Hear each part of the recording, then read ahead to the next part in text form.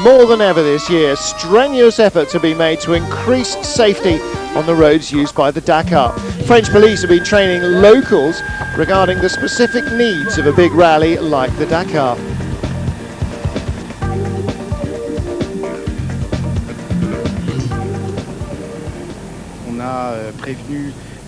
Race Principal Etienne Levine say we've visited all the schools in the regions that have been traversed by the rally to try and warn the kids about the potential for harm.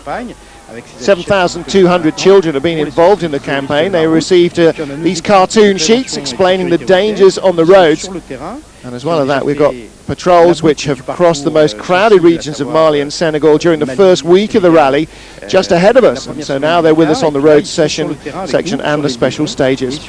And these patrols have a very specific set of tasks. They mark the areas where the public are not allowed to go using plastic tape and netting.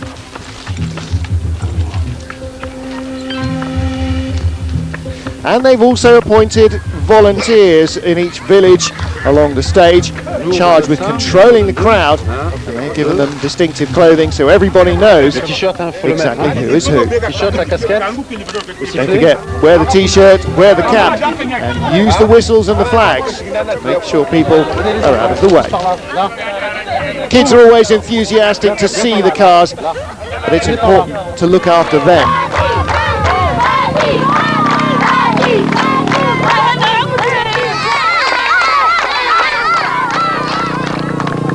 To avoid problems, the speed of all vehicles, competitors, service crews and journalists is strictly controlled.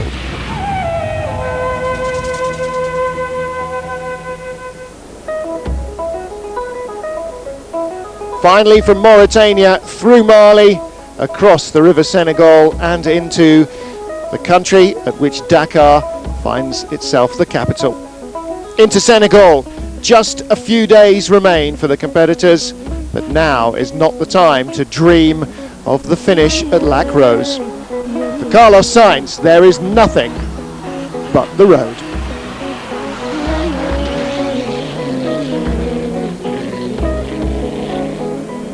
Sainz attacked today's special as if it was a test on a World Rally Championship. Fastest on the stage, he is clearly determined to push every inch of the way to Dakar. Everyone knows it's not over till it's over.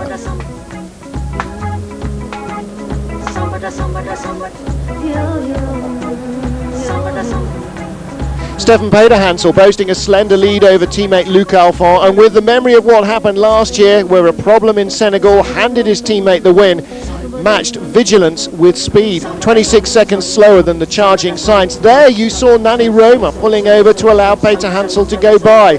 Roma and Masuoka now waiting to follow their teammates through the stages to be on hand should a problem occur. And today there were plenty with navigation.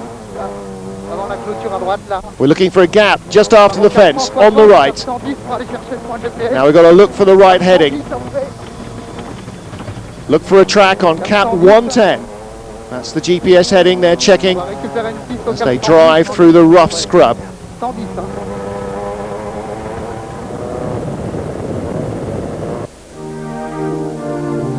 And everywhere the signs of the local population, more and more numerous after the desolation of the deserts of Mauritania. Coming into Mali and Senegal reminds you that this is a populous nation. Volkswagen's hope for a podium finish is Mark Miller, the American, 2 minutes slower only than Sainz, evidence of the responsibility perhaps that he feels to finish the event, and also the no-holds-barred nature of Sainz's attack. And Sousa, 5 minutes slower than the leader, sat at the head of a tight bunch, just 8 seconds faster over 260 kilometres of special today than this man, Jean-Louis Schlesser. The Frenchman has yet to report any major problems. He might have had a trouble-free run so far, but his chance to win another special might have to wait until 2008. He lies third overall though. A single second slower through the stage was Luc Alphand, the man who lies second. That would be close enough on 20 Ks of World Rally stage, remarkable on 260 Ks of Dakar. Shmakov, the Russian, lies 14th overall. Again, he revelled in the fast, tight, twisty tracks today, throwing the buggy around with great aplomb on his way to 7th. And Miguel Barbosa only 26th overall, but 9th fastest on the stage. Another top 10 tomorrow maybe in similar conditions. Nasser Al-Attiyah won his first stage 3 days ago. He was only 12th today, but he still lies 4th overall. Miller's Volkswagen is closing on him, however. Now they're just 8 minutes between the pair of them. And here's his teammate, Jutta Kleinschmidt.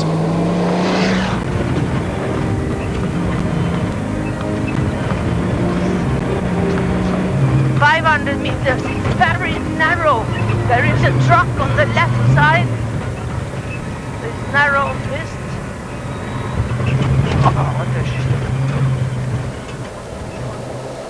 And further up the road, Christoph Holovic, after equaling his best ever result yesterday, was 7th. Today ended in an end-over-end crash. He said it said there were 2 holes in the roadbook up there, and they were 5 or 6. Not so fast, but just enough to put you off the road. Sad end to his event.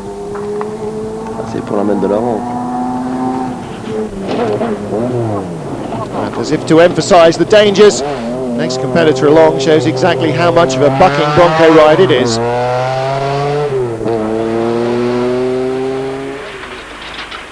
This is Philippe Gache leading the monoplace class for single-seater buggies. The French veteran having another fast stage today. It's okay, he says, but I really just desperately want to get to the finish. I'm afraid that I'll run into problems. So the navigation's taking a lot of energy. It's very difficult, and that distracts me from the driving. He said, then I have to go slowly. And of course, through the villages, everyone obeys the 30km/h speed limit.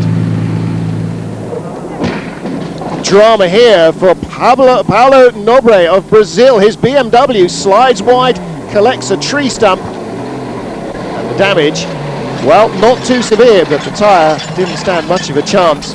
No option for the crew but to get out and change it.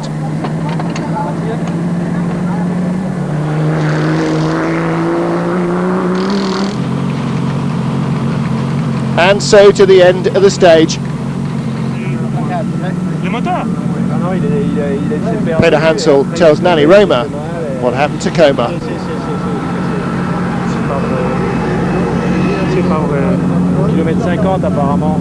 The sympathy that the ex-bikers feel towards a fallen colleague is evident.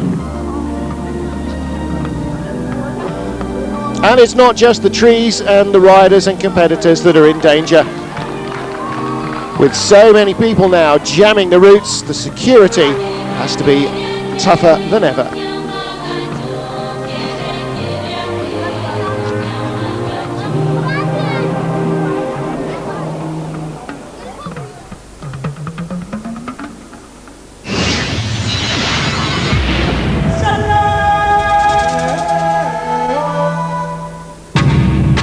Carlos Sainz wins the stage then by 26 seconds only from Stefan Peter Hansel. Mark Miller in 3rd position, still trying to push up towards the front of the leaderboard. But it's Peter Hansel with an 11-minute advantage over Alphonse. Jean-Louis Schlesser still in 3rd, Miller in 5th. Stefan Peter Hansel saying, it's always been clear there's no team orders with us. Nobody has an advantage. Everybody knows that the goal is to help the team to win, but without team orders. It's up to us to control the situation, balance between safety and attack, and a comfortable situation, I think, at the moment. It was really dusty today. The bike guys, I mean, normally you can tell a difference between a bike and a car with the dust, but today it was the same. Yeah, it was really difficult. But very concentrated, very focused.